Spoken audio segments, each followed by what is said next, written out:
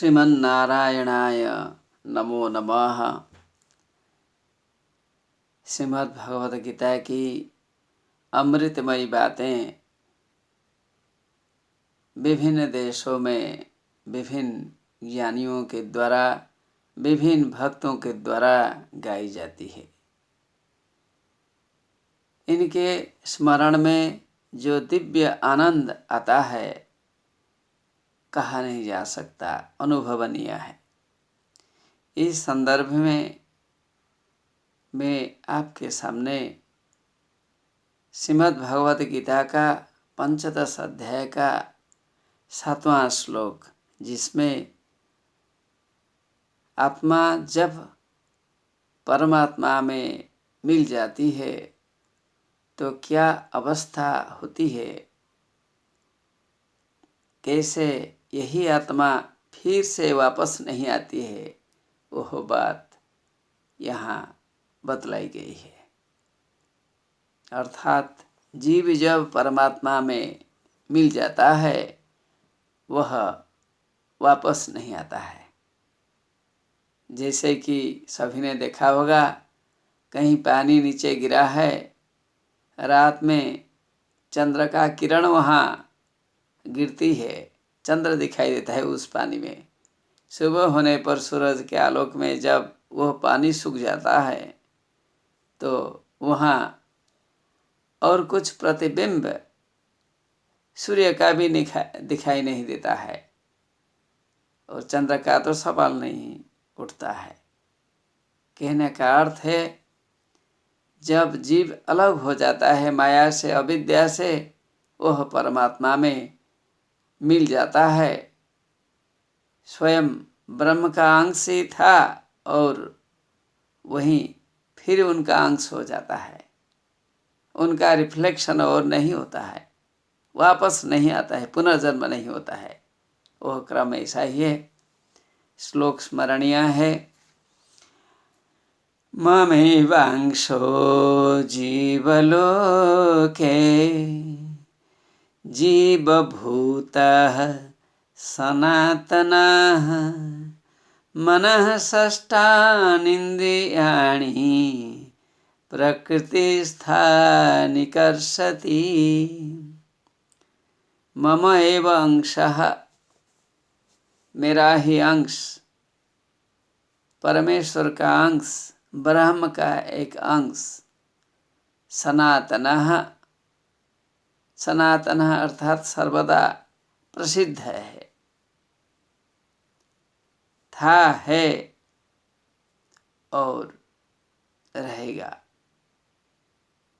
जो जीव है, सूरज का किरण जिस प्रकार सभी जगह गिरती है, तो ब्रह्म के जो विभिन्न रूप सभी जगह दिखाई देते हैं, अलग अलग दिखाई देते हैं, लेकिन फिर उसी सत्ता में मिल जाती है। सूरज जिस प्रकार सुबह को किरणों को चारों तरफ बिछा देता है, यही किरण क्या सूरज से अलग हैं? अलग नहीं है। उसी प्रकार ब्रह्म से जीव अलग नहीं है, एकाकारकारिता ही है। इसलिए दिव्य ज्ञान की आवश्यकता है कि हम उसे समझ सके। मम एव अंशः सनातनः, ब्रह्म का अंश ही जीव है। जीवभूतः, जीवात्मा होकर प्रकृति स्थानी, प्रकृति में लीन हो जाती हैं। षष्ठान इंद्रियाणि, 6 इंद्रियों को जीवलोक कर्षति, जीवलोक में आकर्षित करता है। माया मोह के कारण लगता है कि आत्मा कुछ करती है, आत्मा कुछ नहीं करती है। करने वाला तो प्रकृति है, प्रकृति काम करती है। आत्मा का आरोप उधर नहीं होना चाहिए। परमात्मा के बिना आत्मा की स्थिति नहीं। परमात्मा ही आत्मा का आश्रय स्थल है। परमात्मा के बिना आत्मा का स्वतंत्र स्थान नहीं। आत्मा का स्थान जीवलोक में हो पितृलोक में हो, गंधर्वलोक में हो, स्वर्गलोक में हो, ब्रह्मलोक में हो, कोई भी लोक हो, आत्मा का पुनरावर्तन नहीं होता है। अर्थात कोई भी लोक हो, आत्मा का पुनरावर्तन नहीं होता है। मतलब इन्हीं लोकों में और पुनरावर्तन नहीं होता है यदि वह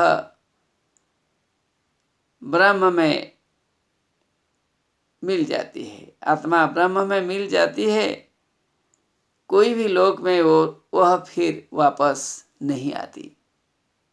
जैसे कि सूरज के किरण सूरज में ही समाहित हो जाती है। आत्मा अपने स्वरूप जो है ब्रह्म में मिल जाती है तो वापस नहीं आती।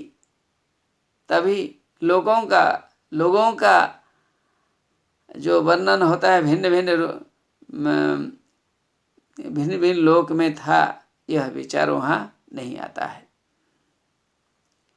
वास्तविक स्थान है ब्रह्म, वहाँ से उनका पुनरावर्तन कभी नहीं होता। आकाश में सूरज चमकता है, सूरज की रोशनी पानी पर गिरती है, पानी में प्रतिबिंब रिफ्लेक्शन होता है, मैंने बताया। उसी प्रकार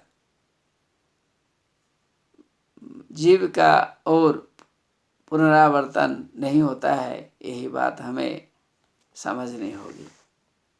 जीव हमारे शरीर में जीव था, जीव अपने आत्मज्ञान से परमात्मा में मिल जाती है